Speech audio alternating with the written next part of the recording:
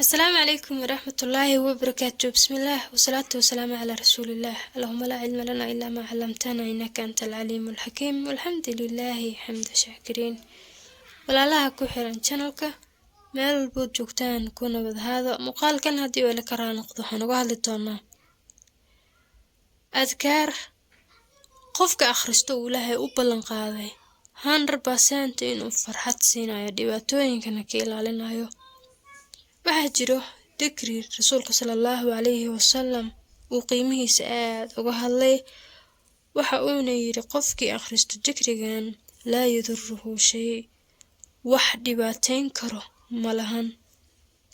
mar kalena waxa uu yiri rasuulka sallallahu alayhi wasallam qofkii dhikrigan akhristo takfiika min kulli shay wax kaste waa uu kaga filan yahay.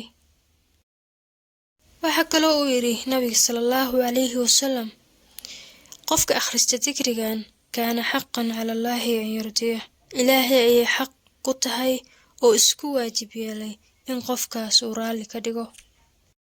mar kale waxa uu yiri rasuulka sallallahu alayhi wasallam qofkii akhrista dhikrigan ujiira min al-jinni hatta yusbih Ilaahay waa uu ka badbaadiyaa jinka inta uu waaga ka baryayo. hadii uu subaxii akhristana alle maalintaas oo dhan waa uu ka badbaadiyaa inta uu ka habeensanayo. ma ahan inta sharaxaad laga bixiyay inta nabiga sallallahu alayhi wasallam uu ku sheegay oo dhan laakiin waa un qayb kamid ah. waxa kale oo yiri nabiga sallallahu alayhi wasallam qofka akhristo adkaartan faqad ada shukra yawmi waxay u dhigantaa ama ay la mid tahay in mahadnaqi maalintaas lagu lahaa uu gutay. maalin kasta oo imaato waxaana laga rabaa inaan Ilaahay u mahad celino. hadii aan sidaas yeelnana Alla uu noo siyaadin nimcooyinka. hadii aan u mahad celin weynana waxay u badan tahay inay nusqaan nagu imaato ay wax nagu adkaadaan. hadii aad akhriso dhikrigan maalin kasta Ilaahay waad u mahad celisay. sidoo kale wax ku dhibaateyn karo iyo wax aad ka baqanayso midna malahan oo inta shar leh Ilaahay ayaa kaaga filnaan. wixii cabsi ama culays keeni lahaa marka waa laga adkeeyo meel baa laga saaray. waxaa soo haray waxyaabaha dadka ay ku haminayaan sida ay ku heli lahaayeen muraadkooda iyo waxyaabaha ay u baahan yihiin oo kale. waxa uu yiri rasuulka sallallahu alayhi wasallam qofka adkaartan akhristo kafaahu Allahu ma ahamahu min umuri dunya wal aakhirah.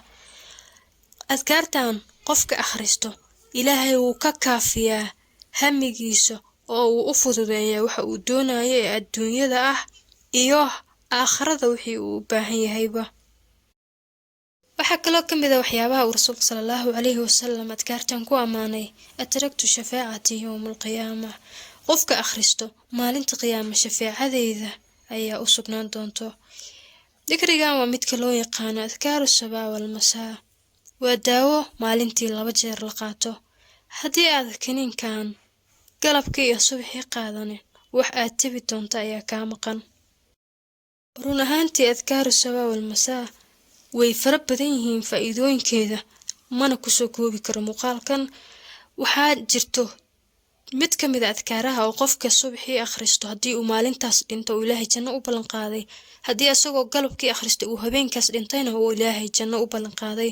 waana sayyidul istighfar اللهم أنت ربي لا إله إلا أنت خلقتني وأنا عبدك وأنا على عهدك ووعدك ما استطعت أعوذ بك من شر ما صنعت أبوء لك بنعمتك علي وأبوء بذنبي فاغفر لي فإنه لا يغفر الذنوب إلا أنت. أذكاري أن كركسو شيء لكن أنا مقعدين أيها روينا مدمد أسو قاضو أذكارته qofka markuu akhristo Ilaahay xaq iyo waajib iska dhigay in uu raali ka dhigayo waa radiitu billahi rabba wa bil islaam diina wa bi muhammad sallallahu alayhi wasallam nabiyyan wa rasuula.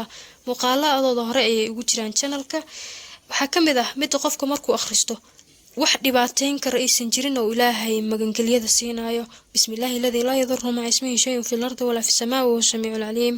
waxa kamid ah mid qofka markuu akhristo uusan jin taaban karin. ولا إله إلا الله وحده لا شريك له له الملك وله الحمد وعلى كل شيء قدير. هدad subaxii akhrisato maalinta safe baa tahay. hadad habeenkii akhrisatana habeenka safe baa tahay. waxa kale oo ku jirto mid qofka markuu akhristo Ilaahay waxa uu ku haminayo ka dulqaadayo oo uu gargaarayo amuurihiisa adduunyo iyo aakhirana uu u fududeynayo. way fara badan yihiin laakiin waxaan kasoo qaadanaynaa yaa xay yaa qayuum biraxmatika astaqiith aslix lii sha'nii kulla walaa takilnii ilaa nafsii darfata cayn. waa duco nabiga sallallahu calayhi wasalam galab kasta uu akhrisan jiray. waxaan ku dardaarmi lahaa in qofka haddii uu awoodo uu galab kasta iyo subax kasta akhristo guud ahaan adkaaraha, haddii uusa awoodina uu qayb ka mid a akhriyo, haddii uusa awoodina mid ka mid ah uusa ka tegin. midda ugu fududna waxaan isdhihi karaa waa bismillaahi alladii laa yadurru maca ismihi shay'un fil ardi walaa fis samaa wa huwa samiicul caliim. ducadaas inuu 3 jeer oo galabkii ay 3 jeer oo subaxii akhristo, maqribkii iyo salaada subaxna uu qul acuudiyaasha isku akhriyo oo korkiisa ku masaxo iyo marka uu habeenkii jiif qaadayo. muuqaalkan intaas ayuu ku eg yahay. wasalaamu calaykum waraxmatullaahi wabarakaatu.